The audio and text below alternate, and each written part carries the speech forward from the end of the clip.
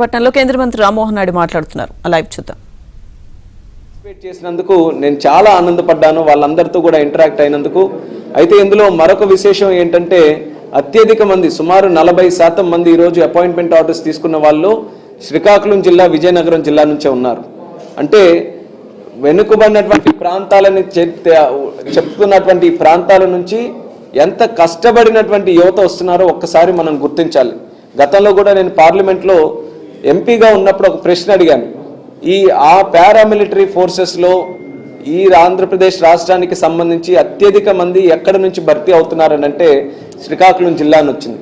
అంటే మన శ్రీకాకుళం జిల్లా కానీ ఉత్తరాంధ్ర ప్రాంతం కానీ స్థానికంగానే పనిచేయడం కాకుండా ఎక్కడైనా సరే దేశం కోసం, దేశ రక్షణ కోసం ఏ ప్రాంతానికైనా వెళ్ళి పనిచేస్తామనడానికి ఈరోజు అపాయింట్మెంట్ ఆర్డర్స్ అత్యధికంగా పొందినటువంటి వాళ్ళందరూ కూడా ఒక ఉదాహరణ. అలాగే మరొక పక్కన కేంద్ర ప్రభుత్వం, రాష్ట్ర ప్రభుత్వం భారతదేశంలో ఉన్నటువంటి యువశక్తిని మనం సరైన మార్గంలో పెట్టాలంటే వాళ్ళకి ఉద్యోగ అవకాశాలు కల్పించాలి. ఒక పక్కన కేంద్ర ప్రభుత్వ సంస్థలు, రాష్ట్ర ప్రభుత్వంలో ఉన్నటువంటివి వాటన్ని ఉద్యోగాలు ఇస్తూనే ఆంటర్ప్రినర్షిప్ కానీ, స్టార్టప్స్ కానీ స్వయం ప్రాతిపదికన వాళ్ళు కూడా ఒక పని చేసుకునే స్థాయిలో ఉండాలనే ఆలోచనతో అనేక కార్యక్రమాలు కూడా కేంద్ర ప్రభుత్వం, రాష్ట్ర ప్రభుత్వం కలిసి చేస్తున్నాయి. మరి ఎన్డీఏ ప్రభుత్వం తాలూకా ముఖ్య ఆలోచన యువతని ఎంకరేజ్ చేయాలి. దేశం సరైన మార్గంలో ముందుకు నడవాలనంటే యువశక్తిని సరిగ్గా మనం ఆ పొటెన్షియల్ని మనం క్యాప్చర్ చేసుకొని ముందుకు నడవాలనేది ప్రధానమంత్రి మోదీ గారు, అలాగే రాష్ట్ర ముఖ్యమంత్రి చంద్రబాబు నాయుడు గారు, అలాగే deputy chief minister Pawan Kalyan గారు వీళ్ళందరి తాలూకా ఆలోచన. వాళ్ళు ఎక్కడ మాట్లాడినా మనం చూస్తుంటాం, ఖచ్చితంగా యువత గురించి ప్రత్యేకంగా వాళ్ళు ప్రస్తావిస్తూ యువతను ముందుకు తీసుకొని రావాలని వాళ్ళు ఏ ప్రోగ్రామ్స్ చేసినా సరే యూత్ సెంట్రిక్గా అన్ని కార్యక్రమాలు కూడా చేస్తున్నారు. అందులోనే భాగంగా ఈ రోజ్గార్ మేళా కూడా ఒక అద్భుతమైనటువంటి కార్యక్రమం. గతంలో 13 సార్లు ఇలాంటి రోజ్గార్ మేళాలు మోదీ గారి ఆధ్వర్యంలో జరిగాయి. ఈ 13 కార్యక్రమాల్లో సుమారు 7,79,000 మందికి 7,79,000 మందికి అపాయింట్మెంట్ ఆర్డర్స్ ఇవ్వడం జరిగింది. ఏ దేశంలో కూడా ఇంత పెద్ద ఎత్తున ఒక ప్రభుత్వ స్థాయి నుంచి ఉద్యోగాలు ఇవ్వడం అనేది ఎక్కడ కూడా జరగలేదు. కానీ మన భారతదేశంలో ఒక ఇంక్లూజివిటీ తీసుకొని రావాలని, ప్రభుత్వం వేరే కాదు, ప్రజలు వేరే కాదు, యువత వేరే కాదు, అందరూ కూడా పనిచేసేది, అందరూ కూడా కృషి చేసేది దేశ నిర్మాణం కోసమే అనే భావన కల్పించే విధంగా ఈ యొక్క రోజ్గార్ మేళా సక్సెస్ఫుల్గా ఈరోజు మనం నిర్వహించుకున్నాం. చాలా స్ఫూర్తిదాయకమైనటువంటి కార్యక్రమం.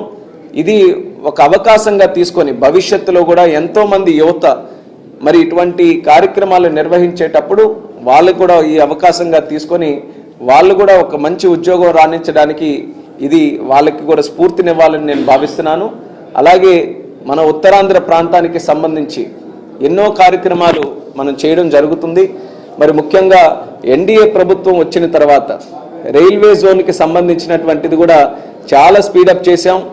గత 5 సంవత్సరాలు ముందున్నటువంటి ప్రభుత్వం రైల్వే జోన్ అనౌన్స్ చేసినప్పటికీ కేంద్ర ప్రభుత్వం స్థానికంగా సుమారు 50 ఎకరాల ల్యాండ్ అది కూడా ఇవ్వలేకపోవడం వల్ల అంతరాయం కలిగింది. మళ్ళీ మన ప్రభుత్వం వచ్చిన తర్వాత డబుల్ ఇంజిన్ సర్కార్ తాలూకా స్పీడ్తో ఆ భూమిని కూడా ఈరోజు కేటాయించి వేగవంతంగా పనులు మొదలుపెట్టడానికి కార్యాచరణ కూడా మొదలుపెట్టాం. అలాగే మరొక పక్కన భోగాపురం దగ్గర ఎయిర్పోర్ట్ శరవేగంగా ఆ కార్యక్రమాలు కూడా చేస్తున్నాం. మరి గత 5 సంవత్సరాల్లో 20% పనులు జరిగితే ఈ ఉన్నటువంటి 6 నెలల్లోనే ఈరోజు సగం కంటే ఎక్కువ పని ఈరోజు పూర్తి చేసుకునే దిశలో ఉన్నాం. జూన్ 26 కల్లా భోగాపురం ఎయిర్పోర్ట్ని కంప్లీట్ చేయాలని కంకణబద్దులై ఈరోజు కృషి చేయడం కూడా జరుగుతుంది. ఆ కార్యక్రమమే జరిగితే 3 జిల్లాలకి కూడా, ఉమ్మడి 3 జిల్లాలు కూడా ఉత్తరాంధ్ర జిల్లాలకి చాలా మంచి ఎకనామిక్ యాక్టివిటీ క్రియేట్ చేసే సెంటర్గా భోగాపురం ఎయిర్పోర్ట్ కూడా పనిచేయబోతుంది.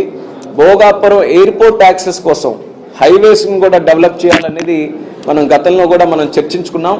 దానికి సంబంధించి విశాఖపట్నం నగరం నుంచి ఏదైతే NH16 వెళ్తుందో అందులో ఒక 12 పాయింట్స్ని మనం ఐడెంటిఫై చేసాం. 12 చోకింగ్ పాయింట్స్ ఏవైతే ఉన్నాయో అవి కూడా డెవలప్ చేయాలని గతంలో గడ్కరీ గారి తాలూకా సలహాలు, సూచనలు కూడా తీసుకొని దానికి కూడా ప్రత్యేకంగా ఒక DPR చేసి ముందుకు వెళ్తున్నాం.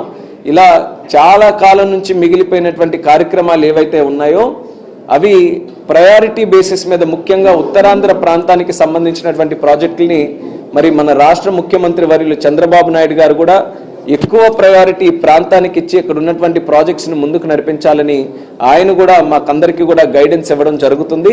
అందరి తాలూకా సహకారంతో మరి ఉత్తరాంధ్ర ప్రాంతానికి ఎక్కువ ఇండస్ట్రీ తీసుకొని రావాలి, ఇరిగేషన్ ప్రాజెక్ట్స్ని పూర్తి చేయాలి. ఒక పక్కన ఇక్కడ ఉన్నటువంటి రైతాంగానికి కూడా మనం సపోర్ట్ చేసుకుంటూ వస్తున్నటువంటి యువత ఎవరైతే ఈరోజు చదువుకొని మంచి ఉద్యోగాలు సాధించాలని ఉన్నటువంటి యువత ఎవరైతే ఉన్నారో వాళ్ళకి సరైన విధంగా ఇండస్ట్రీని మనం ట్యాప్ చేయడానికి కూడా కార్యాచరణ మేము చేస్తున్నాం.